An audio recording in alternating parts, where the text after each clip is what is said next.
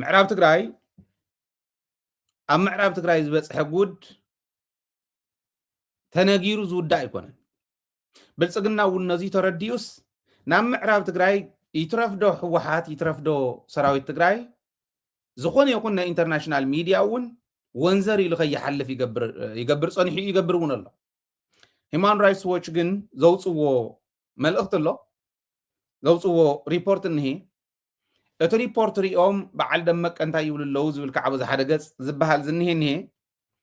ብልጽግና እንታይ በለ ዝብል እውን ጭቡጥ መረዳእታ ኣለና እዚአን ሰለስቲአን ከቕርብ እየ ኣብ ምዕራብ ትግራይ ይብል እቲ ሪፖርት ኣብ ምዕራብ ትግራይ እቱ ዝተረፈ ኣብኡ ዝተረፈ ትግራዋይ ጥሕሰት ሰብኣዊ መሰል ይፍፀመሉ ኣሎ ሕጂ እውን ይፍፀመሉ ኣሎ ይብል ይእሰር ኣሎ ገንዘቡ ይውረር ኣሎ ደቂ ኣንስትዮ ይድፈር ኣለዋ ብጣዕሚ ሓያል ስቃይ እውን ይበፅሐሎ ይብል እዚ ሂማን ራይትስ ዎች ዘውፅኦ ሪፖርት እየ ዝብለኩም ዘሎ ሓድሽ ሪፖርት እዩ ይትረፍዶ እቲ ክምለስ ዝግብኦ ኣብ ማእኸል ትግራይ ዝኒሄ ኣብ ዝተፈላለዩ ናይ መዕቆቢ ስደተኛታት ካብ ትግራይ እውን ወፃእ ካብ ሱዳንን ኣብ ካሊእን ዘሎ ክምለስ እቱ ኣብ ውሽጢ ዝኒሄ እውን ተወሲኹ ካሊእ ተፈናቃላይ ከይኾን ስግኣት ተፈጢሩ ኣሎ ህይወቱ ኣብ ሓደጋ እውን ከም ዘሎ ዝብል ሪፖርት እዮም መውፅኦም ዘለዉ ግፍዒ ይፍፀመሉ ኣሎ ግልፂ ዝኾነ ግፍዒ እዩ ዝብሎ ይፍፀመሉ ኣሎ ኣብ ምዕራብ ትግራይ ዳግም በደል ይፍፀም ከም ዘሎ እንዳፈለጠ እዩ ብልጽግና ከምኡ ዝገብሮ ዘሎ ኢሉ እውን እዩ ዘቕምጥ መንግስቲ ብመንግስቲ ኢትዮጵያ ዝተቐመጠ ኣብ ትሕቲ ናይ ኣምሓራ ክልል መንግስቲ ኮይኑ ዘመሓደር ዘሎ ምስለኔ እዚዩ እንታይ ይፍፅም ከም ዘሎ ፍቲ ህዝቢ ይፈልጥ እዩ ብልጽግና እዩ ዝብሎ ንኣብነት ኣብ ጥርን ለካቲትን ኣዋርሕ ኣብ ዝሓለፈ ጥርን ለካቲትን 40 ሰባት ኢንተርቪው ጌርና ይብሉ እዞም ሰባት እዚኦም መለለይ መንነት ከውፁ ከም ዝተኸልከሉ ትግራዋይ እየ ክብሉ ከም ዘይኽእሉ ደቂ ኣንስትዮ ይድፈራን ምንቅስቃስ ናብ ካሊእ ቦታ ምንቅስቃስ እውን ከም ዘይከኣልን ንሳቶም ዝደለይዎ ሰብ ምርካብ እውን ከም ዘይከኣልን የቐምጡ ልዕሊ 740,000 ዝተረጋገፀ ብሪፖርት ዝተረጋገፀ ተፈናቃሊ ዘለዎ ከባቢ እዩ ምዕራብ ትግራይ ኢሎም እዮም ዝፅውዕዎ ብግልፂ እዚ ሂማን ራይትስ ዎች ዝበሎ እዩ እንታይ ኢሉ እቲ ምስለኔ መማሓደሪ ኣብኡ ዝኒሄ ዝብል እቲ ሪስፖንስ እዚኣ ምስ ተረኣየት እከለ ኢኻ ነጊርካ ትኾን እከለ ኢኽ ነጊርክ ትኾኒ እንዳተባሃለ ነተውኡ ዝተረፈ መውፅእ ዝተኣነ እውን ኣብኡ ዝተረፈ ትግራዋይ ተወላዲ ዝበሃል እንደም ፍርቂ እውን እንተይተረፈ ፍርቂ እውን ካብ ማሕራይ ኣቦ ትግራዋይ ተደ ወይ ቫይስ ቨርሳ ዝተፈጠረ እውን እንተይተረፈ ፈልዮም ካሊእ መጥቃዕቲ ጀሚሮም ኣለዉ እዚ ከዓ ካብቲ ሪፖርት ወፃኢ እንታይ ይገብሩ ኣለዉ ኢልና ዝሓተትናዮም ፍልፍላትና ዝሓበሩና እዩ ኣብ ስቃይ ኣሎ እዚ ህዝቢ እዚ እንታይ ኢና ክንገብር ዘለና ዝብል ንምውሳን ክጥዕም ምእንታን እዩ እቲ ሪፖርት ኣንቢቡ ዝመርሕ መራሒ እንታይ ክገብር ከም ዘለዎ ይፈልጥ እዩ እቲ ሪፖርት ኣንቢቡ ዝርድኦ ተቃላሳይ ወፃኢ ሃሉ ውሽጢ እንታይ ክገብር ከም ዘለዎ ይፈልጥ እዩ ታትኾን ዘላ ቦት ምስለኔ እንደገና ካፍቱ ሂማን ራይትስ ዎች ዘውፅዎ ሪፖርት ብተወሳኺ ካሊእ ተወሳኺ ገበን ከዓ ይፍፅሙሎም ኣለዉ ንስኹም ኢኹም ነጊርኩም ትኾኑ እንዳተባሃለ ይጭፍጨፍ ከም ዘሎ እቲ ህዝቢ ክንፈልጥ ክንክእል ኣለና እቲ እርጀንሲኡ ክንዱእ ዝኣክል ምኳን እዩ ብልጽግና እንታይ በለ ዝብል ከዓ ነቕምጥ ከም ብልጽግና ንሕና ካብ ብልጽግና እውን ዝረኸብናዮ ሓበሬታ ስለ ዝኾነ ከም ብልጽግና ምዕራብ ትግራይ ብተጋሩ ባንዳታት ክትሓዝ ሕዚ ነተኡ ዝኒሄ ናይ ተከዘዘብ ዝበሃል ይኹን ኣብ ደባርቕ ማእኸሉ ዝገበረ ሰሜን እዚ ተጋሩ ክመርሕዎ ንጸለምቲ ገጽ ዝኸይድ ኣሃድ እውን ወሲዶም ኣለዉ እዮም ካብቲ ናይ ተከዘዘብ ከምኡ እውን እቲ ናይ ሰሜን እዚ ዝበሃል ደባርቕ ማእኸሉ ዝገበረ ንጸለምትን ንምዕራብን ክሕዝ ዝኽእል ናብዚ ዝተመደቡ ጀነራላት ከም ዘለዉ ናይ ትግራይ እንዳገለፅና እውን ፀኒሕና ኢና ኣብዚ እውን ፍልፍላትና ዝነገሩና ንሱ እዩ ብርግፅ ትብኡ ዝኒሄ ግንባር ዝከታተሎ ዝእዝዞ ምናልባሽ እውን ተኽሲ እንተተጀሚሩ ክእዝዞ ዝኽእል ወሪዱ ክእዝዞ ዝኽእል ማለት እዩ ሕዚ ዝከታተሎ ሳሞራ እዩ ወሪዱ ክእዝዞ ዝኽእል እውን ንሱ እዩ ካብ ባድመ እስካዕ መሓጀር ዝበሃል ቦታ ከም ዝተዋሃቦ ንኤርትራ ክንወረር ኢና ብዝብል ትግራዋይ ግን እናጓሓፍካ ትግራዋይ እናጨፍጨፍካ እግረ መንገዶም እናኮስተርዎ እናፀረግዎ ከም ዝኸዱ ተግባር የርኢና ኣለዉ ምዕራብ ትግራይ ማለት እዩ ንፀለምቲ እውን እቲ ምዕራብ ዝኒሄ ናብ ፀለምቲ ምምፆ ይተርፎን ለዚ ናብኡ ተመደቡ ኣለዉ ከበደ ፍቓዱን ጉዕሽ ገብረን ናብዚ ዝተመደቡ ምኳኖም እዩ ዘለዓልዎ ሕቶ 165 ሰባት ጥራሕ እንዲኦም ተመኡ ዝኒሄው ተጋሩ ከመይ ጌርካ እዩ ክበሃል ከሎ ጠቕላላ እቱ ሓራ መሬት ዶ ካሊእ ዶ ዝብል ዘሎ ዝሸፈት ሓይሊ ኩሉ ከም ዘለዎ ናብ መከላከያ ክሕወስ ፕላን ከም ዘለዎ እውን ተነጊሩ ኣሎ እዚ ይገብሩ ኣለዉ ስለዚ ብከምዚ መንገዲ ዝኸድዎ ዘለው እቲ ሕዚ ሂማን ራይትስ ዎች ኣውፅዎ ዝኒሄ ሪፖርት እውን ባዕሎም ንባዕሎም እንዳኣሎም ተጋሩ ክብሉና እዮም ፅባሕ ንጎ ብርግፀኝነት ፅባሕ ንጎ ንሪኦ ሪፖርት መከላከያ ኣትዩ ክወቅዕ እውን ተጋሩ ባዕሎም ስለ ዝፈልጡ መከላከያ ኣብርሃም እንደዝመርሑ ነይሩ ክብሉ እዮም መከላከያ በዚ ኣትዩ ብታሕታይ ምዕራብን ፀለምትን ፀሪግዎ ትብሉ ዘለኹም ብኡ ዝመርሕዎ ዝነበሩ ተጋሩ እንዲኦም ክብሉና እዮም ባዕሎም ንባዕሎም ተጋሩ እዮም ነፃ ኾነ ውፅኢና ኢሎም ከይዶም ዝተኮስሎም ክብሉና እዮም እዚ ዝገብሩ ዘለው ብሽርሒ ትግበር ከም ዘሎ ተረዲና እቲ ሕዚ ተወሲኑ ዝኒሄ ውሳነ ነቲ ሕዚ ዘለዓልክዎ ፀገም እውን ክፈትሕ ብዝኽእል መንገዲ እንተንገብሮ ዶ ይሓይሽን ርእይዎ ደኾን ይኮንቱ መራርሓ ናይ ሕወሓት ዝብል ከቕምጥ ስለ ዝደለኹ እዩ ኣብኡ እናሃለና ክንውስኾ ኢናቱ ናይ ፀለመ ብልዕሊ ሰራዊትና እውን ሓደ ስለ ዝኾነ ኣይበዝሕኒ ኢለ ዝኣምን እዚ እናተገበረ እናሃለወ ኣዘዝቲ ተመዲቦም ብምዕራብን ብላዕላይ ከዓ ብዓፋር ገይሮም ዝኣትዉ ተጋሩ ተመዲቦም ተጋሩ ነንባዕሎም እዮም ተባሊዖም ኢሎም ክኸዱ ፕሮፓጋንዳ እንዳሰርሑልና እንዳሃለው ተጋሩ ንገብሮ ዘለና ከንታይ ይመስል ዝብል እዚኣ ራእይዋ ያ ግልፂ እያ በምሓርኛ የቕሪብዋ እንታይ ይገብር ከም ዘሎ ሰብ እዚ ኣነ ይገርመኒ እዩ ዘሎ እንጀራ ገመዱ ስለተበተኸት ክኾን ክእል እዩ ሕዚ ናይ ወዲ ወረደ ጉዳይ ይሪኣ ስለ ዘሎ ኣርሚ 22 ሓደገኛ ምንቅስቃስ ፀረ ወዲ ወረደ ጀሚሩ እዩ ዝብል ምክንያት ኢሉ ዘቕምጦ ናይቲ ኣርሚ ከምዚ ምጅማሩ ሓደ ኣብ ልዕሊ ወዲ ወረደ ካሊእ ነገራት ክፍፅም ከም ዝኽእል እዩ የቕምጦ እዩ ንሱ ሰሚዕኹሞ ስለ ትኾኑ ብዙሕ ኣይከዶን ግን ኣብ ልዕሊ ወዲ ወረደ ኦፕሬሽን እያ ከካይድ ይኸይዶ ኣሎ ይብል እዚኣ ዝገብር ዘሎ መራሒ ኣርሚ 22 እዩ ምክንያቱ ከዓ ወዲ ስለተኣሰሮስ ኩናት ምስ ተላዕለስ ወዲ ንኸውፅእ ደልዩ ይብል ከም ዝበለ ናይ ነፈዝ ትንተና ርያ ይፈልጥና ኣብ ልዕሊ ትግራይ ኩናት ኣልዒሉስ ወዲ ከውፅእ እንድሕር ደልዩ ክንዱ ዝኣክል ናይ ሙስና ናይ ግዕዝና ስራሕ እንተሃልዩ ወዲ ንምውፃእ መን እዩ ዝኽልክሎ ብሕጊ ስለ ዝኣምን ኣነ ብተግባር እውን ኣዛሪበ እየ ስለ ዝፈልጥ ዘይነበረሉ ናብ ቤት ፍርዲ ክፍረድ ከሎስ ኣይነበረ ነብኡ ትወዲ ከይዱ ጋርድታት ሒዙ ከይዱ ኣፈራርሑን ዳያን ኢሎም ነብሩ እዮም እዮም ይትረፍ ደኸፈራርሕ ኣብቲ ጥቃ ኣይነበረን ታዚ ኸደት ኣደ እያ ኣደ ከዓ ወዲ ሕልፈት ክእሰር እዩ ክትበሃል ከላ ኢላ ኣደ ከምኡ ክትብል ንቡር እዩ ኤክስፔክትድ እዩ ከምኡ ገይሮም መብርዮም ነይሮም እዮም ሕዝስ ኣብ ልዕሊ ትግራይ ኩናት ከፊቱስ ወዲ ከውፅእ ከም ዝበለ ናይ ድንቁርና ዘረባ የለን ፅባሕ ንጎ ዝሕትት እዩ ተናእሰ ብሕልና ዝሕትት እዩ እዚኣቶም ግን ተልእኾ ተዋሂብዎም ኮነ ተባሂሉ ዝግበር እዩ ኮነ ተባሂሉ ዝግበር ናይ ምድንጋር ስራሕ እዩ ሚድያታትና ኣብዚ ክስራሕ ይኽእል ኣለዎ ደደቢት ንምኩር ኣለና ንሰርሕ ኣለና እንኽእሎ ኩሉ ኣርሚ 22 ቅድሚ ሕዚ እውን እንታይ ይብልዋ ከም ዝነበሩ ንፈልጦ ኢና ዝኾነ ኮይኑ ግን ኣብ ዓድኻ ኩናት ተኸፊቱስ ወድኻ ከተውፅእ ኣብታ ትግራይ ኮይኑ እንዲ ኩናት ዝኸፍቶ ተወዱ ካብ ኩናት ካብ እስር ቤት ወፀ ተዓዲ እንድሕር ኩናት ተኸፊትላ ንሱ እውን እንድሕር ዝጠፍእ ወዱ እንድሕር ዝጠፍእ እንታይ ክገብር እዩ ኩናት ክኸፍት ኩናት ከፊቱስ ወዱ ከውፅእ ኢልካ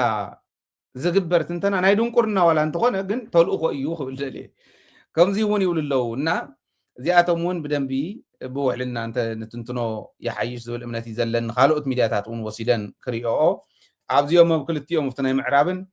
ኣብዚ ሕዚ ዘቕረብክዎን ሓሳባትካ ክተቕርብ ሚኪ ትዕድል ውሰድ ካልኦትኩም እውን እተው መደብ ከባኹም ናባኹም እዩ ናትኩም እውን እዩ ማለት እየ እና እተው ሓሳብኩም ኣካፍሉ ቀፅል ሚኪ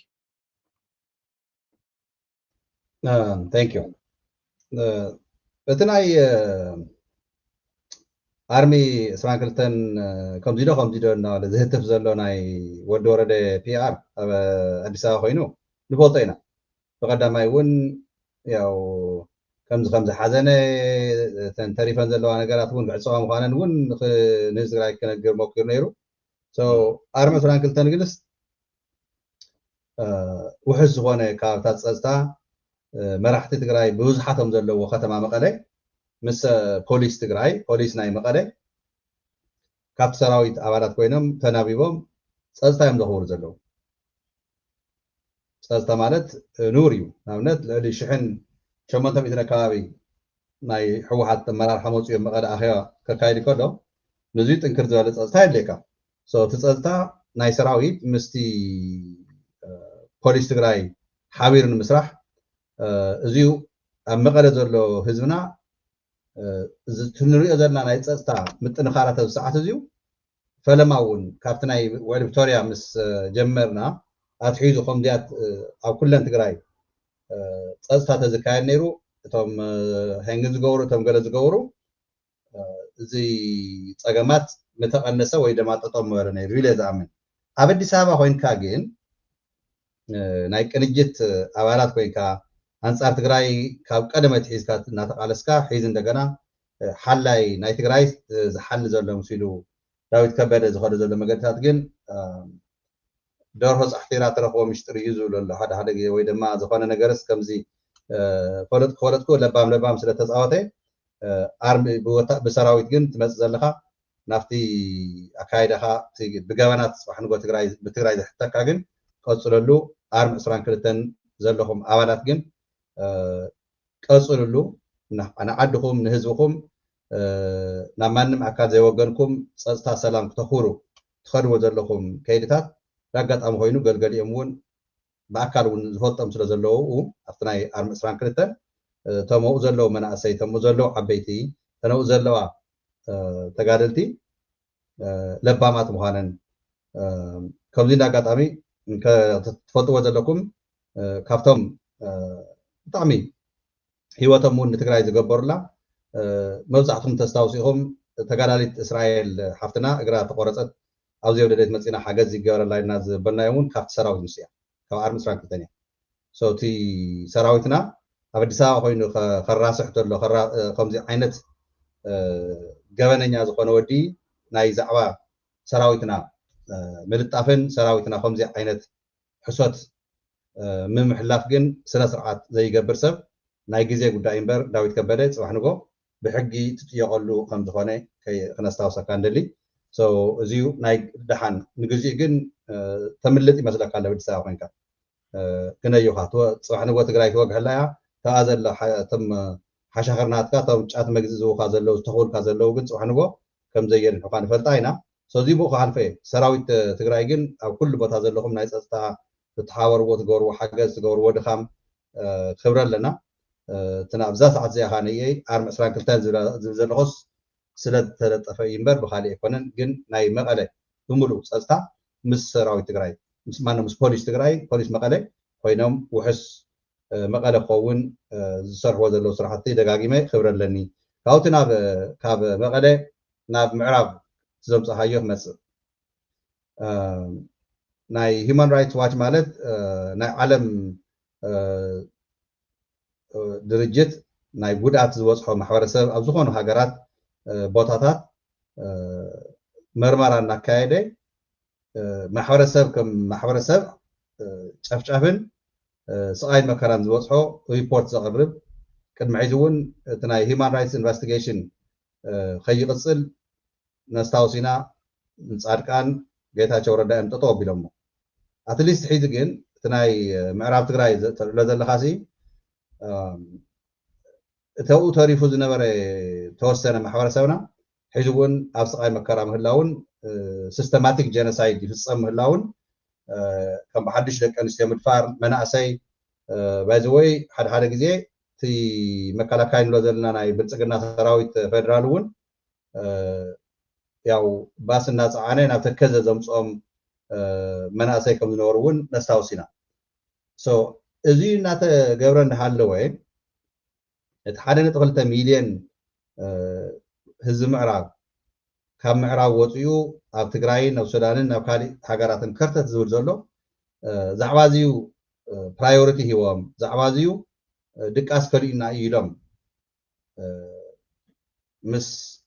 ሰራዊት ትግራይ ምስ ትግራይ ዘይምስላፎም መሪሕነት ኣብዚኡ ሓደ ዘለን እንታይ እዩ ንኣብነት ታደሰ ወረደ ሲ ጀነራል ታደሰ ወረደ ግዜያዊ ምሕዳር ኮይኑ ኣብ ትግራይ ዓመት ሙሉእስ ንዚኣ ንሓንቲ ነገር ኳስ ብመግለፂ ወፅኡ ንምዝራብ ነቲ ብልፅግና ሒዚ ተላኣኾ ይኮንኩን ይብለና ኣሎ ብልፅግና ይኮንኩን ይብለና ኣሎ ግን ንዚኣ ንባዕላስ ንዚያስ መግለፂ ዘይበላ ናይ ሂማን ራይት ተፃሓፈሲ ህዝብና ሒዚ እውንስ ከምዚ ዓይነት ጭካኔ ዘተግብር ዘሎ ንክትግበር ዝሰርሕ ዘሎ ኣብ ኣዲስ ኣበባ ኮይኑ ዝልእኾ ዘሎ ናይ ደመቀ ዘውዱ እኮ ደመቀ ዘውዱ ብመንዲ ተደራጅዩ ናይ ተከዘዘብ እኮ ብልፅግና ባጀት ስለ ዝበጀተሉ ኣይኮነን ብልፅግና ዝበጀቶ ባጀት ብልፅግና ዝዓደሎ ኣፅዋራት ገይሮም እዮም ህዝቢ ምዕራብ ሒዚ እውን እዚ ኩሉ ስቃይ መከራ ዝረክብ ዘሎ እቲ ሂማን ራይትስ ኣቢዩስ ኣብ ህዝብና ወይ ድማ ስቃይ መከራ ዘብፅሕዎ ዘለው ህዝብና እዚዩ ሓላፍነት ሒዚ እውን ዝወስድ ናይ ፌደራል መንግስቲ ንብሎ ዘለና ኣብ 4 ኪሎ ዝኒሄ ናይ ብልፅግና ህዝቢ ትግራይ ሒዚ እውን ንኣና ኣብ ምዕራብ ስብስሩ ግደፍዎስ እቲ ተማዛዊ ኢሉ ሒዚ እውን መዕቆቡ ገይሩ ዝነብር ዘሎ ንኡ እውንስ ዕድል ተረኪቦምስ ንክጭርሽዎ ንክጭፍጭፍዎ ንክደፍሩስ ንድሕሪት ከም ዘይብሉ ፀላእትና እንታይ ዓይነት ኣረማውያን ናይ መጨረሻ ኣረሜነታት ምዃኖም ፀላእትና ግልፂ እዩ ዝገበሮ እቲ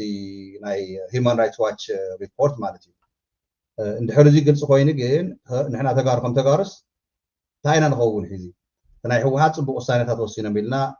ደስ ኢሉና ኣሎ ንሱ ደስ ኢሉና ግን ኣብ ተግባር ኣፋፃፅማ ማለት እዩ ኣፋፃፅማ ተግባር ሲ ተለኢሎም ከተግብርዎ ድዮም እቲ ዕንክሊል ናይ ወዲ ወረደ ርኢናዮ ኢና ሒዚ ኸ ናብ ዕንክሊልና ክንብል ኣንጨብጭብና ንግዝኡ ደስ ዝበለና ርኢና ካብኡ ኸ ናብ ምዕራብ ከይተመለስና ርኢና ሻርሻይ ክረምቲ ንከርም ሰራዊት ትግራይ ኣብዚኡ ኣቕዋሙ ግልፂ እዩ ሻርሻይ ክረምቲ ዝበሃል ተመዛበለ ህዝብና ኣይቕፅልን ዝብል ኣቕዋም ኣለዎ ብትሕገ ደንቢ በቲ ናይ ውዕል ቪክቶርያ ምዕራብ ትግራይ ናብ በዓል ዋኑ ይመለስ ህዝቢ ትግራይ ንዓዲ ይመለስ ዝብል ኣቕዋም ኣለዎ ሰራዊት ትግራይ እዚ ተግብርን ዝበለ ብልፅግና ግን ሒዚ እውን እናተጨፍጨፈ ህዝቢ ከዓ ኣብኡ ተሪፉ ዘሎ እቲ ወፂኡ ዘሎ ከዓ ነይአ ብጥሜት ብሕማም ሰንኪ መድሓኒት ማለት እዩ ዝኩሉ እናተሳቀየ እናሞተ ሰላሕታዊ ጀነሳይድ እናተካየደ ክንደይ ግዜ ኢና ስቆይና ክንቅመጥ ኣብዚኡ እቲ ብስል ዝበለ ውሳኔታትን መሪሕነት ናይ ትግራይ ዘተ ጥራይ ገይሩ ዘይኮነስ ዘተ ገይሩ ቁርፂ ዝኾነ መገዲ ክንከይድ ብልፅግና መዓልቲ ተቕምጠሉ ንሕና ዝፈረምናዮ ውዕል ቪክቶርያ ምእንተ ሰላም እዩ ሒዚ እውን እቲ ውድብና ሰላም እዩ ዝደሊ ሰላም ዝደሊ ህዝቢ ግን ኣሎ ስቑ ኢልካ ግን ሰላሕታዊ ንምቕፃል ከዓ ነየ ጠጠው ክነብሎ ኢና ኢልካ ክትቃለስ ናይ ኩልካ ሕድሕድ ትግራዋይ ኣብ ደገ ዘለካ እውን ኣስተዋፅኦ ከድልየና እዩ እንድሕር እዚ ብደንቢ ጌርና ዘይተቃሊስናዮ ብደንቢ ጌርና እንድሕር ዘይተረዲእናዮ ግን ከም ልምዲ ከይንገብሮ ለሚድናዮስ ስቑ ኢልና ከይንርስዖ እቲ ዝሳቀ ዘሎ ህዝብና ድምፂ ንምዃን ብሓደ ክንስለፍ ብሓደ ክንዛተ ኣዋሳስና ናይ ውድብ ሕወሓት ዝኸደ ዘሎ መገድታት እውን ተለይሉ ኣብ ተግባር ክውዕል ትግራይ ውሕስቲ ንክትከውን ፀጥታና ሰራዊትና ይዛተሎ መቐለ ብሓደ ይሰርሕሎ ኢና ኣለና ግን ካብ ተከዘ ተሻጊርካ ኮታ ድልድል ናይ ሸራሮሲ ሒዚ እኮ ካብ ትግራይ ውሽጢ ንምዕራብ ኮ ይፍቀደካን ከይድ ካብታ ድልድልስ ኣይሕልፍካ ኣብታ ድልድል ዝኔው ካ ነየ ዝገልመካስ ሰራዊት ናይ ብልፅግና እዩ ኣብታ ባይታ ትከተለካ ማለት እዩ እዚ ዓይነት ኣረሜነታት እናተካየደ ኣብቲ ውሽጢ ግን ኣብ ምዕራብ ትግራይ ሰራዊት ብልፅግና እኒሄ እዩ ተው ዝኒሄ ሰራዊት ተከዘዘብ ብሓደ ሓቢሩ ኢድን ጓንትን ኮይኑ እዩ ንህዝቢ ምዕራብ ሒዙ እውን ከም ብሓድሽ ዘሳቅዮ ከም ብሓድሽ ሃፍተ ገነቱ ሒዙ እውን ዝሕድጎ ዘሎ ደቂ ኣንስትዮ ዝድፈራሉ ዘለዋ ሰዓት እዚ ብሓፂሩ ህዝቢ ትግራይ መሪሕነት ትግራይ ሰራዊት ትግራይ ተለይልና ናብ ሓደ መፂና ነዚ ህዝቢ እዚዩ ተሪፉ ዝኒሄ እውን ተመዛዊሉ ዝሳቀ ዝመውት ዘሎን ተለይልና ብሰላም ክነብረው ዓዱ ምዕራብ ትግራይ ሓራ ንክወፅእ ናይ ኩልና ድምፂ ናይ ኩልና ቃልሲ ሓበራዊ ቃልሲ የድልየና እዩ ኢለ ዝኣምን ሓይሊ ሓወይና እተን ናይ ዳዊት ከበደ ግን ተደጋገም ናይ ትርጉም የውልን ዝኸረ ዘሎ ኸይዲ ግን ሓንቲና ሓንቲ እያ ባዕሉ ሞያ ሒዙ ባዕሉ ሰሪሑ ባዕሉ ክነብር ዘይኽእል ማንም ናይ ብልጽግና ይኹን ናይ ወዲ ወረዳይ ሓይሊ ዝተኸወሉ እዚኣ እናተቐበለ ንግዚኡ ንህዝቢ ትግራይ ወይ ድማ ንሰራዊት ትግራይ ናይ ህዝቢ ዝለጠፎሲ ንሰራዊት ትግራይ መጸለምታ ኻነየ አይ ቲንክ እንድሕር ተጋግየ ቀይሕ መስመር ምዃኑ ናይ ሰራዊት ትግራይ ዘጽልም ናይ መኸተና ዘጽልም ቀይሕ መስመር ምዃኑ እውን ተነጊሩና ስለ ዘሎ ኣብ ሕገ ደንቢ እውን ዝኣተወ ተኻተተ ስለ ዝኾነ እዚ ከዓን ብሕጊ ክሕዝቶ እዩ ዘለኹሲ ዘይ ሰራዊት ትግራይ ዘይገበሮ ነገር ገይሩ እናበለ መጸለምታ ዝህብ ዘሎ ከም ጸላኢ ከም ዝፍረጅ ካን ኣነ ኣይጠራጠርን እና እዚ ይመስል ናተሪቶ ሃይለ ሓወይ ናይ ክልትየን ናይ ምዕራብ ትግራይን ናይ ሰራዊት ኣርሚ 22 ጽቡቕ ኦኬ ሶ ናብ ጠቕልል ኣቢለ ክልተ ሓሳባት እኒዋ ክልትየን ከልዕለን ሰዓትና እውን እናተቃረበ ስለ ዝኾነ ሓንቲ ናይ ብልጽግና ስርዓት ኣብ መላእ ሃገር ዝወፅሖ ዘሎ ይርአ ኣሎ ህዝቡ እውን ከመይ ዝበለ ርዲኢት ከም ዘለዎ ንሪኦ ኣለና ነገር ግን ኣብ ልዕሊ ትግራይ ዘለዎም ትኩረት ከዓ ፍልይ ዝበለ ከም ምዃኑ ቦታ ካሊእ ገጽ ክነቕምጥ ንኽእል ኢና ማለት እዩ እንታይ እዩ እዚ ዘብለኒ ዘሎ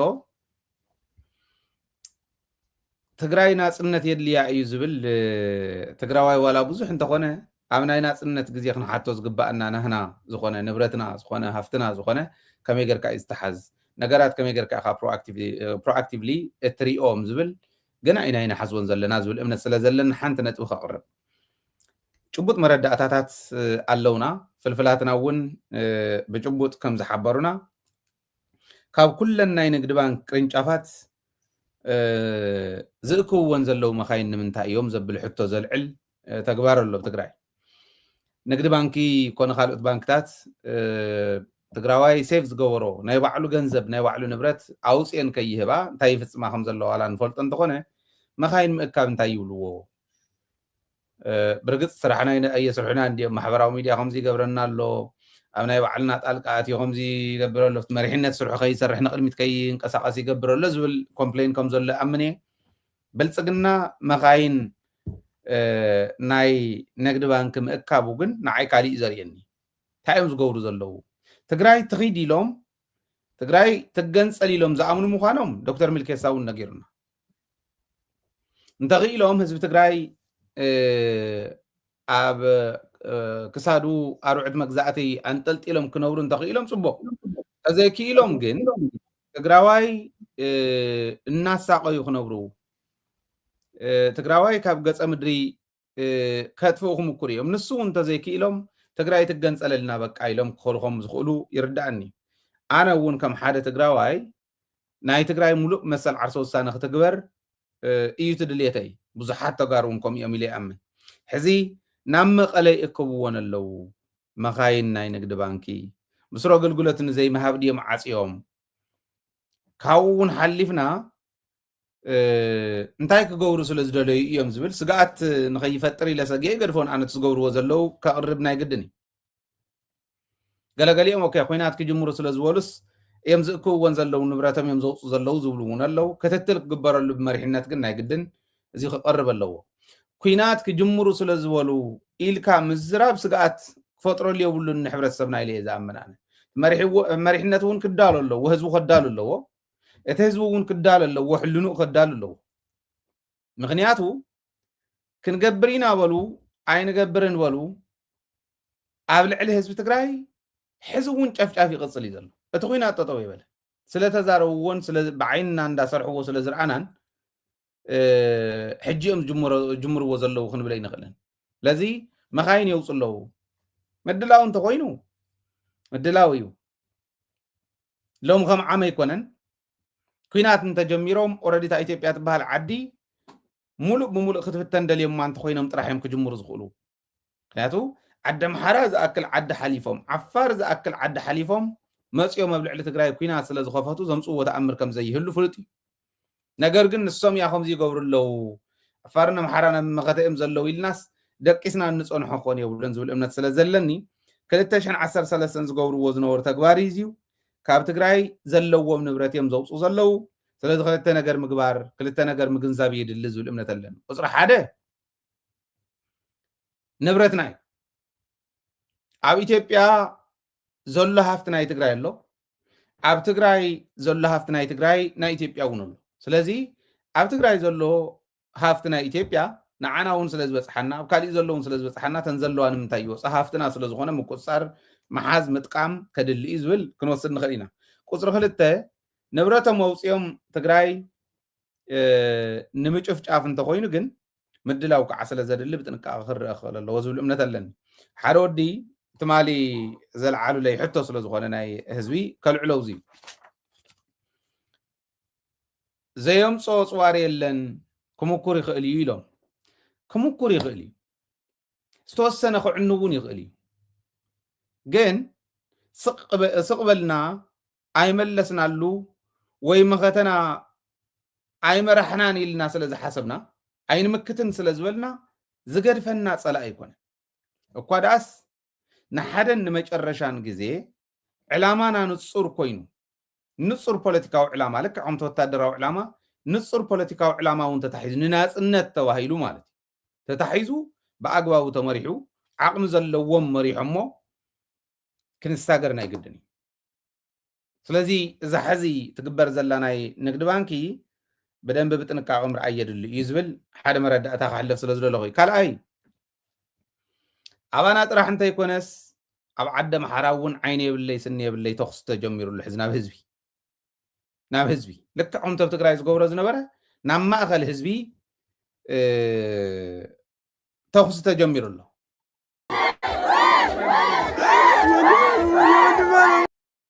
እዚዩ ካብኡ እንዳሓርሲ ከየርእዮ ምክንያቱ ተወሰነ ናይ መሳርሒ ኣስታይ እውን ስለ ዘለዎ ካላሽን ገለ ዝሓዙ ስለ ዘለው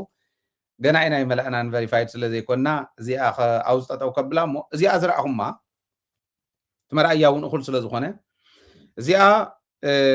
ዕለት 14 ትማሊ ማለት እዩ ትማሊ ልክዕ ሰዓት 8 ናይ ቀትሪ ኣብ ዓዲ ኣምሓራ ዝተፈፀመ እዩ ኣብ ልዕሊ ህዝቢ ዝተፈፀመ ጉድ ኢኹም ሪኢኹም ማለት እዩ ጎንቻ ሲሶ እነሴ ወረዳ ደብረ ገነት ቀበሌ ዝተፈፀመ እዩ እዚኡ ኣብ ልዕሊ ህዝቢ ኣብ ማእኸል ገባራት እዮም ገዛ እዮም ሰርሑ ነይሮም ታ ገዛ ኣብዚኣ እኒያ እዚኣ ይሰርሑ ነይሮም ናይ ገባር እዩ ኣብ ጥቓ ከተማ እያ ኣብ ትኽክል ግን እዛ ገዛ እዚኣ ተላፊኖም ብልፍንቲ ገባራት ተኣኪቦም ይሰርሕዋ ነይሮም ናብዛ ገዛ እዚኣ ዝነበሩ ገባራት ተኪሱ ከቢድ ብረት ተተኪሱ ሓደ ተቐቲሉ ኣብ ማእኸል ህዝቢ ስለ ዝወደቐ ሓደ ተቐቲሉ ክልተ ቆሲሎም እቲ ዝተቐተለ ይታየው ክንዴ ይበሃል ገባር እዩ ምስኪናይ እቶም ዝቆሰሉ ተሜ ኣያሌው እና ኣበዛ ከበደ ዝበሃሉ ከቢድ መቁሰል ተበፂሕዎም እቲ መቁሰልቲ እንታይ ከም ዝመስል ኣብ ቴሌግራም ቻናልና ክነቕምጠልኩም ኢና ካልኦት ደብዳብ እንታይ ይመስል ነይሩ ዝብል እውን ከምኡ ኣብ ቴሌግራም ቻናልና ክነቕምጠልኩም ኢና ገሊኡ ኣቕሚጥና የለና ኢና ገሊኡ ከዓ ድሕሪ ሸው እዚ ክነቕምጦ ኢና ቴሌግራም ቻናልና ከይድኩም ረኣዩ ኢኹም መቁሰልትን እቲ ደብዳብ እንታይ ይመስል ነይሩ ዝብል ክትርእዩ ኢኹም እንታይ እዮም ኢሎም ደብዲቦም ነቲ ህዝቢ ደብዲቦም ከብቅዑ ከለው ንምንታይ ክበሃሉ ከለው ፋኖ ይኣቱ ስለ ዝነበረ ኢሎም ኣብቲ ከባቢ 10ታት ኪሎሜትራት እዩ ፋኖ ናብ ዘለዎ እቲ ከባቢ የለን ኣብቲ ጥቓ ፋኖ ዝበሃል የለን ፋኖ ስለ ዘሎ ኢና ከምኡ ጌርና ኢሎም እዮም ህዝቢ ዝድብድቡ ዘለው ሕጂ እዚዩ ሓደ ሰባት ይርኢ ኣብ ናይ ቴዲ ኣፍሮ እንተሰራሕና እውን ንምንታይ ናይ ቴዲ ኣፍሮ ትሰርሑ ዝብል ኣሎ ብርግፅ ሓደ ክልተ እዮም እቶም ከምኡ ዝብሉ ዘይተረድኦም እዮም ዕሪና ተረዲእና እንተሰሪሕናሉ ግን ህዝቢ ኣምሓራ ይጭፍጨፍ እዩ ዘሎ ባይዞይ ተዓፊኑ ድምፂ እውን ክስእን ተገይሩ ኣጀንዳ ካሊእ እንዳተቐየረ ከቢድ ብረት ናብ ገባራት ተተኪሱ እስካዕ ምቕታል እንተተበፂሑ ክንደይ ናይ ዝኣክል መከራ ከም ዘሎ እዚ ህዝቢ ትርእይዎ ንብሎም ነርና ኢና ኣብ መጀመርያ ኣብ ልዕሊ ትግራይ እከለ ዝበሃል ሽፍታ እከለ ትበሃል ሽፍታ ንዑ ተጋሩ ክንወርድ ክብሉ ከለው ፀረ ህዝቢ ዝኾነ ሓይሊ ናይ ግዜ ጉዳይ እምበር ተመሊሱ ናባኹም እዩ ይደፉ ንብል ንልምን ነርና ኢና ኣይገበርዎን ኣይተግበርዎን ብተግባር ሕዚ እንታይ ይግበር ኣሎ ዓዲ ኣምሓራ ንሪኦ ኣለና ንስኹም መፀኩም ኢና ንብሎም ነርና ሕጂ እውን ትሕዚ ዝኒሄ ኣብ ዝኾነ ይኹን እዋን عرق بمقبار مس أبي أحمد بمرد أزفتح يلن أبي أحمد بحال زمر حسرعات نحدا نمجرشان جيزي كابل علي حزب إثيوبيا نخلق بمقبار كابل علي حزب أمحرا نخلق بمقبار نعو بمسعر زفتح مبر مسؤ بمعراق زفتح نجر كم زي اللي بتقبار يريقنا الله مالك كما يقرنا إنا زين صرحلو كما يقرنا إنا مسمحرا مسنا يمحرا ميدياتات مسنا يمحرا إليت تنابي بنا خنصرح نخل زبلقن كن ريو يزلنا طعمي يحزن جبارات تقراي كومزي يوم زدب دونيرهم عيني باللي سنة باللي الناس تتكوسنا بهزو مالت هزو محرا بسقايكم زلو مرأي حزي حزب تقراي زحالو فسقاي بقليلو نيشتلن أبنت مرأي كم مالت ايو الكامن قاري يدلي تزحالفنا يوزيو فتصوم كعا تطاو يبلني أنا يتقراي تنا سقط كيتوكم يشفجفوكم يلو كنا وكحساي كنا نات عندنا ننو علنا خبال عنا خجفاجفنا إذا غير زلو تحس قدمي لنا نزارو وزنبرنا نايم معراب تقراي ونكومي فلاز عد محرا ونكومي وخون كنعرق انت تولو كالي بريتوريا انا محرا انت تفطرلو تمليسان افتح زي نحنا زنينا لا تخون لا تزواص زي إلكا ممرح يدلي يوزبلكا مدلي زي هونلو اب عد محرا اب زيومون بكلتيوم حسابك قريبكا ساعتنا ون كيدا سلازلا نافتانا فند ريزينج كتكيد ميكي انميت غبرمو حسابك اقرب زي جرب اتناي سيفلاويان ጨፍጫፍ ዝገበሮ ኣብ ኣምሓራ ካውስ ብሚኢትታት ዝባዛሕ ኣብ ትግራይ እናተገብረ ዝፀንሐ ልምዲ ኮይኑዎ እቲ ንሲቪላውያን ምቕታል ማለት እዩ ምሽምቃቕ ብሓደ ወገን ከዓን ተቐትሎም ካብኡ ፋነ እዮም ከዓ ኢሉ መፀለምታ የምፅእ ማለት እዩ ሰሚዕናዮ ብርሃን ጅላ ብጥቕሙ ገለገለ ኢሉ ሲቪላውያን ግን ይንቀትል እናበሉ ሲቪል ግን ንሪኦ ኣለና ኮ እዚዩ ማለት ገጠር እኒሄ ያው ናይ መኖርያ ጎጆስ ኣብ ገጠራት ገባራት ተኸሙ እዩ በተለይ ኣብ ሓጋይ ግዜ ጎራውቲ ተኣኪቦም እዮም ተሓጋጊዞም ጎጆ ተለይሎም ዝሰርሑና ብጣዕሚ ሕፈር እዩ እቲ ሃገር እውን ትፈርስ ምህላዋ መንግስቲ ዘይምህላው ታዩ መንግስቲ ስርዑ እንታይ እዩ ንሲቪል ዝቐትል እናቐተልካ ዘይኮነ ነቲ ማሕበረሰብ እንታይ ክገብረሉ ኢልካ ትሓስብ ወታደርን ሲቪልን ግን ነፂርካ ኢኻ ትንቀሳቐስ ተኽስሱ ኢልካ ኣይትኸፍትን ደብዳብ ኢልካ ኣይትገብርን ስለዚ እቲ ናይ ኣምሓራ ህዝቢ ናብ ሳልሳይ ዓመት ዝቃረብ ዘሎ ድሕሪ ክልተ ወርሕስ ናብ ኤግዛክት ክልተ ዓመት ጁን ኣክቹሊ ኣብ ቀፃሊ ናብ መይ ንቃረብ ኣለና ኣብ ጁን 3 ዓመት ይኸውን ኣሎ ከማንድ ፖስት ኣውጁ ኩናት ናይ ኣምሓራ ካብ ዝኸፍት ስለዚዩ መሕዘን እዩ ግን ንሕና ከዓን ዓበይቲ ጨፍጨፋ ተባና ስለተገብሩ ኣብ ኣምሓራ ከምዚ ክገብር ተሎ ንኣይ ኣይድንግፀሉን ግን ከም ማሕበረሰብ ንሕና ከም ተጋሩ ማንም ሲቪል ዝኾነ ኣብ ዝኾነ ብሄር ኣብ ዝኾነ ህዝቢ ጨፍጫፍ ክካየድ እንከሎ ኩሉ ግዜ ኣንፃር እቲ ከምኡ ዝገብር ሓይሊ እዩ እቲ ድምፅና ምክንያቱ ዝኾነ ሲቪል ዝኾነ ማሕበረሰብ ብሰላም ክነብር መብቱ እዩ እዚ ከዓን ሂማን ራይት ቫይሌሽን እዩ ናይ መካይን ዝበልካዮ ኣነ ይገርመኒ ኣብዚ ናይ ፀለምቲ ዝነበረ ጎንፂ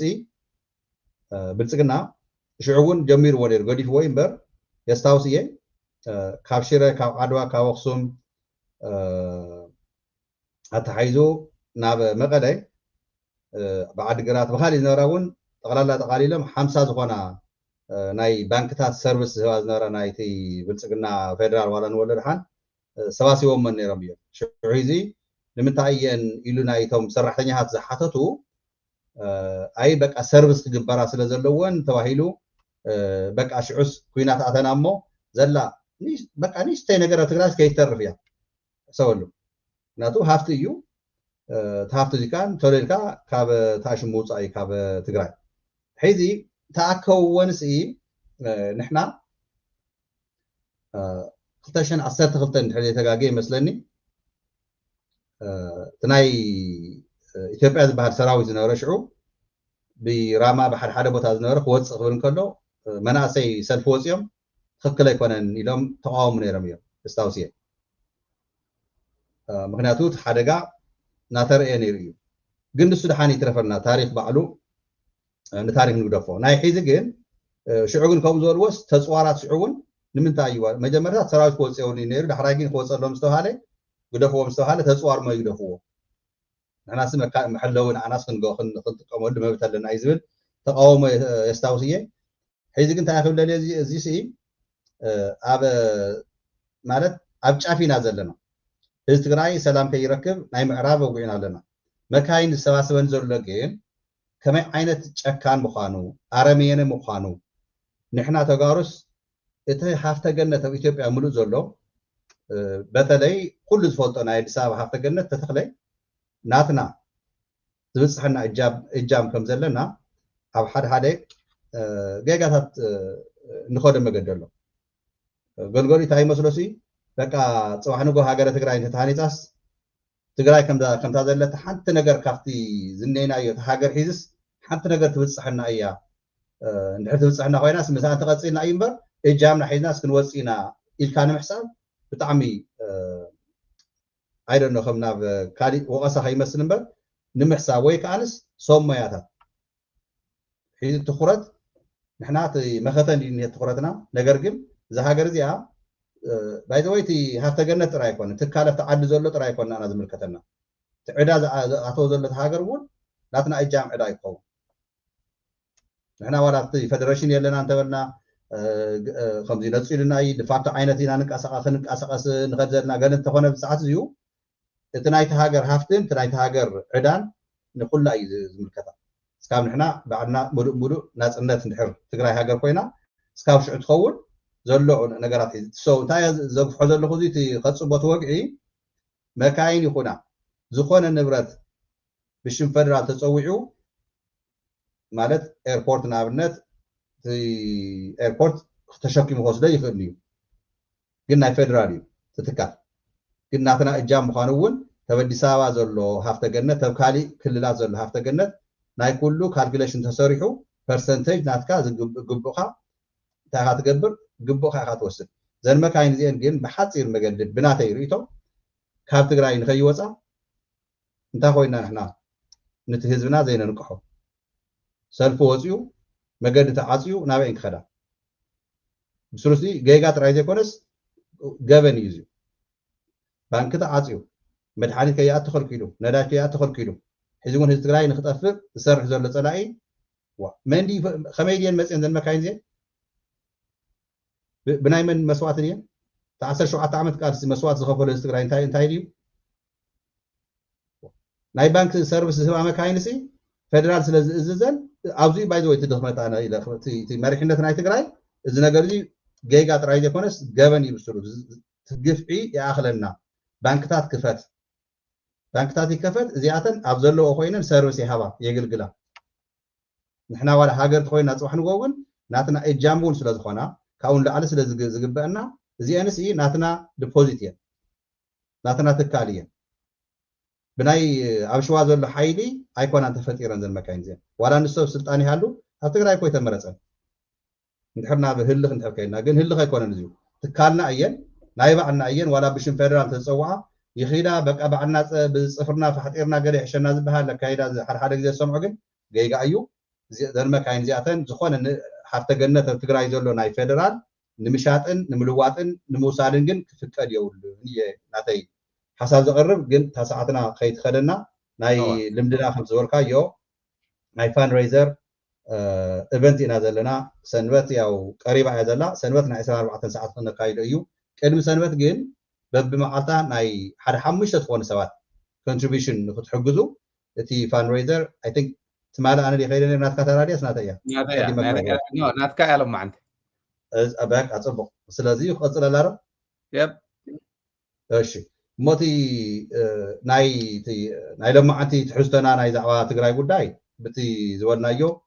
ንዛዝመለና ቀፂልና እቲ ነቕርቦ ሕቶ ናብ ኩልኩም ዓለም ሙሉእ ዘለኹም ተጋሩ በተለይ ዳያስፖራ ትግራይ ማለት እዩ ናይ ደደቢት ቴሌቪዥን ጣብያ ሃይለ ከምውልቁ እንዳጋጣሚ ኮይኑ ብትሞይኡ ስራሕ እናሰርሐ ከርተት እናበላይ ስድርኡ ገዲፉ ብዙሓቱ ንባዕሉ እውን ሂወቱ ብዙሕ ዘይተኸናኸነ ንህዝቢ ትግራይ ድምፂ ክኸውን እዛ ቴሌቭዥን ጣብያ እዚኣ ግን ክትቅፅል ኣለዋ እናበላይ እስካብ ሕዚ ተፀሚሙ እቲ ናይ ሳተላይት $10,000 እናተኸፈለ ይመፅእ ኣሎ ሕዚ እውን ይቕፅል ኣሎ እዛ ድምፂ እዚኣ ግን ንክትቅፅል ናይ ባጀት ፀገማት ሕፅረት ስለ ዘጋጥም ዘሎ ኣብቲ ባይታ እውን ኣከባቢ 17 ዝኾኑ ሰብ ሞያታት ቴክኒሽን ጋዜጠኛታትን እውን እናሓገዙ ይሰርሑ ስለ ዘለዉ ንዚ ሚድያ እዚኡ ኣነ ንሃይለ ነውዚና መፃና ንህቦኩም ሓሳባት ይኹን ግዜና ነቕምጠሉ ቫለንቴር ንብሎ ወይ ድማ ድጋፍ ንትህዝና ድምፂ ንምዃን እምበር ቅርሺ ክንረኽበሉ ደሞዝ ክንከፈለሉ ኣይኮነን ቅርሺ ንሓቶ ዘለና ሒዚ ሓገዝ እውን ነታ ሳተላይት መክፈሊ ሓገዝ ንክትገብሩ እዚኣ እንድሕር ኮይና ግን ኩልና ብጎፋንድሚ እንሄ እዩ ብናይ ኣብ ኢትዮጵያ ወይ ድማ ትግራይ ባንክ ኣካውንት እንሄ እዩ ጎፋንድሚ እኒአኩም ደደቢት ሚድያ ፋንድሬዘር ኢቨንት ኢላ ኣብታ ትሕቲያ ዝኒኣ ጎፋንድሚ ያው ትሪእዋ ኣለኹም ካብኡ ቀፂላ ፔይፓል ትብለላ ፅሑፍ ደቂ እንተኮይኑ ዩቱብ ትከታተሉና በተለይ እንድሕር ይረአኩም ኮይኑ ጎፋንድሚ እኒሄ ፔይፓል እኒአኩም እዚ ከም ኣማራጭ ካብኡ ቀፂልና ናይ ኣውስትራልያ ናሽናል ባንክ እውን ብዘለኹም ዓለም ኮይንኩም ስዊፍት ኣካውንት ዘለዎ እዩ በቲ ናይ ኣካውንት እዚ እውን ዳይሬክትሊ ኢንተርናሽናል ዋየር ጌርኩም ክትሕግዙ ትኽእሉ ኢኹም ማለት እዩ ኢንተርናሽናል ዋየር ስዊፍት ካነየ ሎሚ ያው ኣብ ዘለኹም ዓለም ባንክ ኣክሰሲቢሊቲ ንምርካብ ታ ስዊፍት ኮድ ትብል ታሕቲ እያ ዝኒሃ እቲ ኣካውንት ናምበር እኒአኩም እቲ ስዊፍት ኮድ እኒአኩም ብዙሕ ሓገዝ ንክትገብሩ እንዳወኩም ንደሊ ካብኡ ኣብ ኣሜሪካ ትርከቡ ናይ ኩሉ ግዜ ደጋጊምና ንብሎ ዜል እውን እኒሄ እዩ ዜል እንድሕር ክትሕግዙ ደሊኹም ኣብ ትሕቲ ሃይለ እንተሪኢኹም ዜል ትብለላ እታ ፅሑፍ ካብኡ ሃይለ ትብለላ .4.hiwat@gmail.com እያ ቀፂሉ ብትናተይ ትሕተይ እንተሪኢኹም ካነየ ፔይ ኣይዲ ትብለላ እዚኣ ኣብ ክልተ ሃገር እያ ተገልግል ኣብ እንድሕር ተጋጊየ ኒውዚላንድና ኣውስትራልያ ደጋጊመ ሒዘ ፅኒዐ ኣለኹ እየ በቃ ሃይለ እውን ትኽክል ይሃይብለ ነሎ ርእሱ ስለ ናድ ዝገበረ እዚኣ ኣብ ኣውስትራልያን ኣብ ኒውዚላንድ ዘለኹምን ተለይልና ምስ ተዓወትና እውን ኣነ ኒውዚላንድና ኣውስትራልያ ከይደ ንኽርኢ ተስፋ ይገብር ዝሮት ይፈት እየ ኣነ ባይዘወይ ብጣዕሚ ትራቭል ይፈት እየ ቬኬሽን ይፈት እየ ካብተን ኣብ ልስተይ ዘለዋ ኒውዚላንድ ኣውስትራልያ ሳውዝ ኣፍሪካ ጃፓን እየን ስለዚ ኣብዚ ሃገራት እንተሊኹም እውን ኣብ ሳውዝ ኣፍሪካ ይፈልጦ ገልገል ኣለኹም ሓደ ሓደ ገወዛ ዝኾንኩም ኣብዚ ሓገዝ ንክትገብሩ ድሓን ብካሊእ ነግረኩም ኢና ኣብ ሳውዝ ኣፍሪካ ዘለኹም ኣብ ኒውዚላንድ እና ኣብ ኣውስትራልያ ዘለኹም ግን 0421853061 እዚኣ ናይ ፔይ ኣይዲ ትብል ሲስተም መጠቀሚት እያ ስለዚሁ ኣብ ዩቱብ ሒዙ ትከታተሉና ዘለኹም እስቲ ምልክት ሃቡና ሓገዛት ንምግባር ካብ ቀፂልና እቲ ደጋጊምና ስለ ነምፅኦ ዘለና ናይ ኣባል ምዃን ብሓፂር መገዲ ንኣብነት ሓደ 500 ዝኾኑ ሰባት 20 ቅርሺ ወርሓዊ ንድሕር ሓገዝ ጌርኩም ኣውቶማቲካሊ እቲ ናይ ሳተላይት ከበር ይገብረሎ ማለት እዩ ኣይ በቃ እሞ ከምኡ እንተኮይኑስ 1,000 ንኸውን ዋላ ክንገብሮ እንተይል እንኳን 1,000 እንተኮይኑ ካንስ ኣብ 6 ወርሒ ናይ ዓመት ከበር ትገብረለኹም ማለት እዩ ለብ $20 $20 ናይ 6 ወርሒ ዝተዋፅኦ ጌርኩም 1,000 ሰባት ናይ ሓደ ዓመት ሳተላይት ባዕልኩም ከበር ትገብርዎ ኣለኹም እዚ እንታይ ማለት እዩ መንተንፈሲ ዕረፍቲ ይረክብ ሃይደውን ካብቲ ሚድያ ናይ ባዕሉ ኢንካም ጀነሬት ዝገብረሉ ሲስተም ንምፍጣር እውን ዕድል ንረክብ ማለት እዩ ዕድል ንረክብ ክብለኩም ተለኹስ ኣነ እውን እቲ ሚድያ ትካል ናይ ትግራይ ክኸውን ተዳኺሙ ዘይኮነ ተጠናኺሩ ወፂኡ ውዒሉ ሓዲሩ ግን ባዕሉ ሰልፍ ኤፊሽንት ንኸውን ናብ ናይ ማለት ኣብ ፅቡቅ ደረጃ ንክንበፅሕ ትካል ናይ ትግራይ እንተልዩና ውዒሉ ሓዲሩ ፀላእትና ሓይዚ ዝጥቀመና ዘሎ ብሚድያታት እዩ ሚድያ ዓብይ ናይ ቃልሲ ዝዕውተካ መቃለሲ እዩ መሳርያ ስለ ዝሓስካ ዝዓጠቅካ ጥራይ ኣይኮነን ናይ ቲኤምኤች ክንደይ ቃሊሳትና ነራ ክንደይ ቅርሺ ዋፂና ነርና መጨረሹ ግን ሚስ ማኔጅመንት ክራይሲስ ዘጋጠመና ላክ ኦፍ ማኔጅመንት እዩ ኣብዚ ሒዙ ንብለኩም ዘለና ግን ናይታ ሳተላይት ጥራይ ሓገዝ ንብሎ ዘለና ናይቲ ካሊእ ብዙሕ እውን ትሕቶ የለን እታ ሳተላይት ንምሕጋዝ ተኮይና ኣብዚኣ ሓደራ ክንብለኩም ንደሊ ኣንብባ እዚኣ ኣነ ትግርኛ ጎተት እየ ዝብል ዜል ፅብቕቲ ናይ ዜል ካብ ኣሜሪካ እታ ኢሜይል ድያ ሚኪ እያ ትብል ትኽክል እያ እታ ኢሜይል ኣብ ትሕተይ ዝኒሃ ኣብዚኣ ዝኒሃ ኢሜይል እያ haile.4.hiwat@gmail.com እዚኣ እታ ናይ ዜል ስለዚ ኣብ ጎፈንሚ تمال مسوس أنا أبي مسجنا أبي مسجنا أبو غوفنمي دونيت كابز غبرو مالتيو سلازين أبي مسجنا بلبنا مسجن أوزيو ليون كحساي زبل رينيرة $100 جلز بلا بصحف أبي أزلا أنت زنقرنا صبق نيرو سير أنا يان ويس بروميسز أتزلو نسا تشيك تزقبر عمن كونفيرم تزقبر الناس صبق نيرو قالوتكم ون اتحاد عبي كنفولت أزلنا خم تجار انتي مسلكم بصرون زي سرحنا له ميديا صلاتنا تاريخاويان صلات حزب تግራይ ንትግራዋይ ከስዕሩሉ ዝኽእሉሉ መንገዲ ሚዲያን ፕሮፓጋንዳን ትግራዋይ ሚዲያን ፕሮፓጋንዳን እንተጎቢዙ ኣብቲ ኻሊእ ይቀርብዎን ኣብ ጥቁ ዝቀርቦ ይኮን ኣይምክትዎን ካብ ብኻሊእ ማለት እዩ እዚ ናይ ፕሮፓጋንዳ ስራሕቶም ራእይዎ ማሽናቶም ንሰኔን መዳፍዖም ንሰኔን ካሊእ መድፍዕ እንተገዝእዎ ነባናይ ممصو يترفون اتناي ميديا ግን እስካዕለሙ ዘይከኣልናሉ ንስ እዩ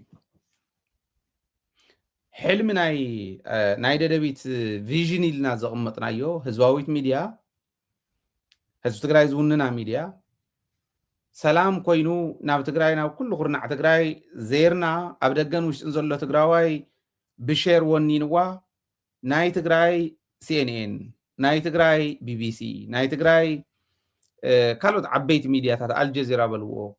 ኮይና ዘይት መስረተሉ ዘይት ደላደለሉ ምክንያት የለን እዚኣ ንቅድሚት ክነሳግራ ክንክእል ኣለና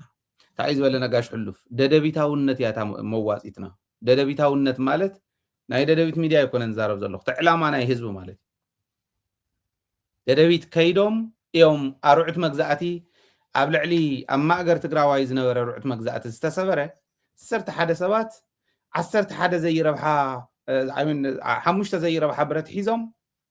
11 ለካቲት ዝወፅዮም ዝኩሉ ምሁር ንኽፈሪ ገይሮሞ ዝኒዩ በርትግራዋይ ረብዓይ ክፍሊ ኣኽሎ እንዳተባሃለ ሊሚት ተቐሚጡሉ ዝነበረ እዩ ካልኣይ ዜጋ ዝነበረ እዩ እዚ ኩሉ ናይቱ ናይ ካልኣይ ወያነ ቃልሲ ደደቢታውነት ማለት እቲ ቃልሲ ንሱ ማለት እቲ መትከል ንሱ ማለት እዩ ፈስታ ደደቢት ስኢላ ተራሽም ኣይኮነትን ዓባይ ታሪኻዊት ቦታና እውን ስለ ዝኾነት ለዚ ዘለዓለም ብመግዛእቲ ፍጹም ኣይንንብርከኽን ብሽርሐኛታት ፍጹም ኣይንንብርከኽን ዝብል ወለዶ ንምህናፅ እንተኮይኑ ፀላእትና ዝኽእልዋ እዚኣ ናይ ሚድያ እያ በታ ሚድያ እንተመኪትናዮም ኣኸለ ድሕሪ ተመሊሶም ንትግራይ ዘንበርክኽሉ ወይ ንትግራይ ዝገዝእሉ ይህሉን ካብ ኩሉን ላዕሊ ግን ህዝቢ ትግራይ ሙሉእ ናፅነት ክእውጅ እንድሕር ኮይኑ ንዓለም እኮ ብብዙሕ ቋንቋ እንነግረሉ ግዜ እውን ንቅድሜና ኣሎ ኣብዚኣ ዘላ ጥራሕ ይንርአ ሚድያ ነደላድሎ ካልእ እንደሊ ንሕና 1000 ሰብ በብ10 ወይ 500 ሰብ በብ20 ወይ ከዓ 250 እንተኮይኑ ከዓ ብ40 እንዳገበረ በብወርሑ ዝኸፍል እዚአን እንተ ሒዝና እታ ሚድያ ትዘልቕ እያ እታ ሚድያ እንተዘሊቓ ንሕና ሓሳብና እንታይ ይኾን ፕሮጀክት እናፀሓፍካ ይኹን ምስ ካልኦትና ምስ ኢንተርናሽናል ትካላት እናራኸብካ እቲ ሚድያ ናይ ባዕሉ ኢንካም ጀነሬት ዝገብረሉ ኣብዚ 10 ዝኾና ናይ ባዕሉ ትካል እንተተኺሉ ድሕሪኡ ናብ ህዝቢ ኢኻ ትሕልፎም ትካላት ሸር ይገዝእ ተህዝቢ ተጠቃሚ ይኾን ብክልተ መንገዲ ድምፂ ዝኾነ ናይ ባዕሉ ትካል ኣለዎ እቶት ዘምፅእ እውን ክኾን እዩ ዓበይቲ ትካላት እዮም ዝኾኑና ከምኡ ጌርካ ንምትካል እንተኮይኑ ናይ ግድን ናትኩም ሓገዝ የድሊ ሕዚ እዩ ሕዚ ጀሚርኩም ክትቅፅሉ ካብኡ ንሰንበት ከዓ ዕሪኹም ተዳሊኹም ክትመፁ ናይ ኣዋርሕ ክነውፅእ ክንክእል ኣለና 24 ሰዓት ሒዝኩም እንተመፂኹም ሰብ እምበር ኣብዚ ንሕና ብንዛረቦ ይኸውነን ዝብል እምነት ዘለና ኣነ እውን እስካዕ ሕዚ ዝረኣኽዎ የለን ሌዮን ካሕሳይ እውን ኣይመለሰን ኣይረኣኹን ንዓብይ ኣመስግና ሎሚ ዓብይ ምስግና እንተን ዛዝም እንታይ ይመስለካ ግርም ኦኬ ስለዚ ምድላውና እዚ መስል ነይሩ ናይ ሰዓት እዚ ካልኦት መደባት ናይ ደደቢት እናተኸታተልኩም ዝቕፅል መደብ ካባኹም ናባኹም ናይ ዝዕለት እውን ካልኦት ዓበይቲ ዛዕባታት ከዓ ሒዝና ለኩም ክንመፅ ኢና او يراخبنا اسكع شعو كالوت مدباتنا نا تخاتلكم زلقو ددبيت نحجزكم نفالتكم زلقو كابزي مسوص انا وون تاتخلوا بدن قدم لنا زقمتناين ممارصات كم تحجزوا بمن كنفليكم هنا فبزلهم سلام يكون لكم سلام عاوتن مسجنا حزبنا اخوان ناي كل غزي تمنيتنان ناي ليتن قطرن سرحنا نيو تግራይ تعوت